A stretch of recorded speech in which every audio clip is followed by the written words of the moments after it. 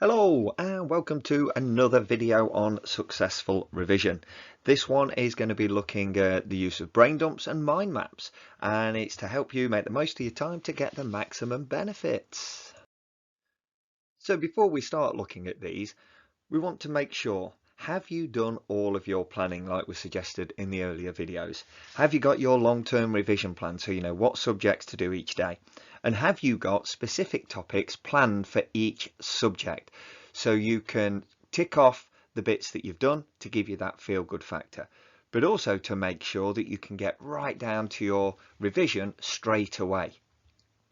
Also, have you done this using your PLCs or working out your weakest areas? And is your environment right? Is it going to be conducive to good revision? So you're settling down to do your revision now. Yeah. Do you know what you're going to revise? What are you going to use these brain dumps and mind maps for? And again, just a quick recap, you can look at the revision guides to look at the titles of the different pages. That can give you an idea there. You could look at the PLCs either online, or you could look at the specification as well. But make sure you've got a goal that you're going to complete. So when you've done that 20 minutes, half an hour revision, you can tick it off and you can actually see whether it's worked or not. So let's get started then. Brain dumps versus mind maps. What's the difference? Well, before you start, it's really important to remember the advice that we've seen earlier. Practice output, not input. Remember that when you're in exams, it's about getting that information out of your head to answer the questions. So you've got to be practicing getting it out of your head. And that, if done, is what brain dumps and mind maps can do if they're done correctly. So what's the difference between them? Well, a brain dump is just about throwing all the information you know on a piece of paper, and it's recognizing knowledge. And mind map goes one step further in that it starts to link all of that knowledge to show understanding. But it is really important that when you've completed these, that you then go through your notes and you check and correct. So here are some examples of brain dumps where basically you write the title of what you're revising and you just throw words down on the paper.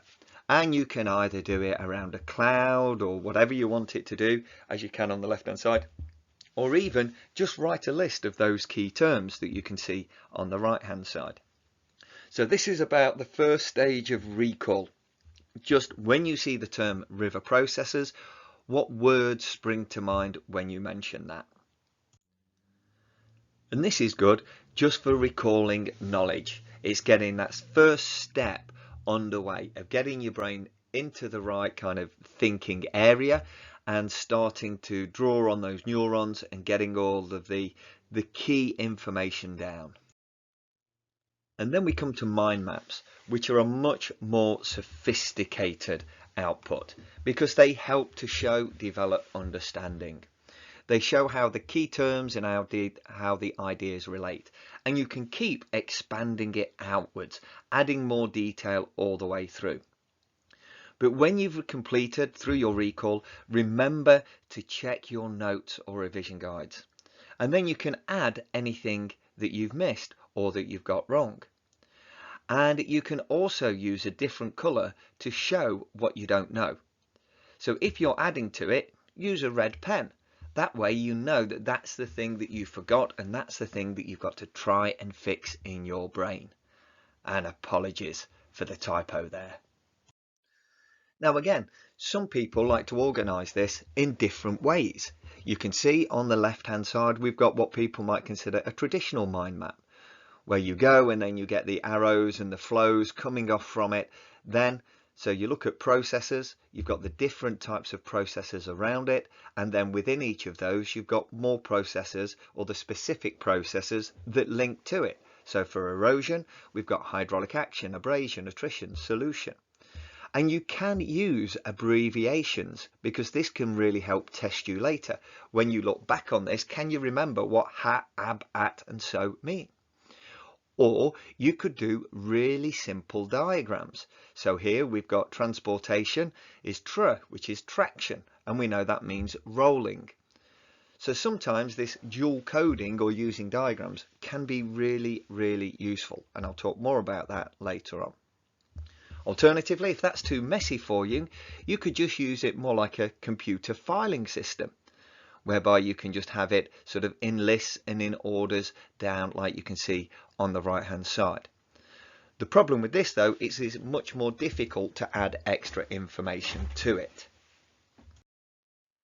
It's also important to remember that mind maps can use different diagrams to show your understanding.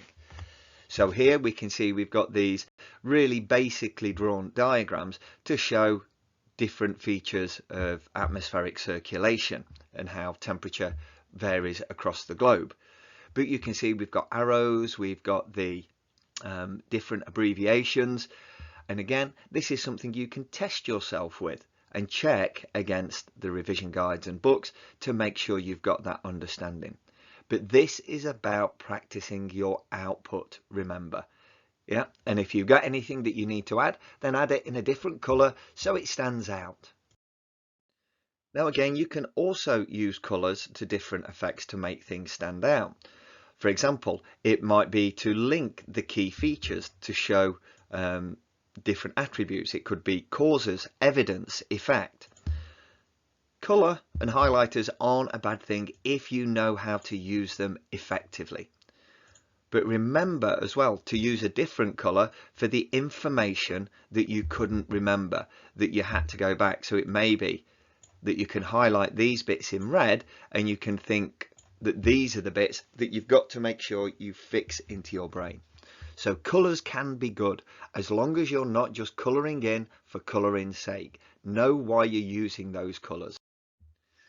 Another good thing about mind maps and how you can use them is you can start to jigsaw them all together. For your revision planning, I said that you should be looking at doing small little bits of topics at a time so you can really focus down and really practice and get your understanding up in little pieces. But at the end of it then, you can link it all together to show how a complete topic or unit of the course all fits in. And here you can see for geography, for the weather and climate, you can see we've got all of the different elements together. And we've got a use of diagrams that we can see here. We've got abbreviations, and we could add colour to that as well to show the key different points in there. So I mentioned earlier about dual coding. Well, what is it? Well, I tried to do this subliminally. And what you would have seen in one of the earlier slides is that we associated these 4 different things with 4 different elements.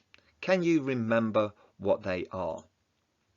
Because the use of diagrams and images can be very important in how our brain works. But it is important that you're not spending too long on them. It's very easy to get lost in the internet trying to find suitable images or thinking of suitable images. But that's just going to be procrastinating and wasting time. So keep them simple, keep them relevant, and don't spend too long working on them. So as the final test, can you remember what these were? So first of all, we had practice output, not input. We had brain dumps, which show knowledge. We have the chain representing the mind maps, which show understanding and links. And then finally, make sure that you're checking and correcting your work. So I hope you found this useful. Thanks again for watching. See you again soon.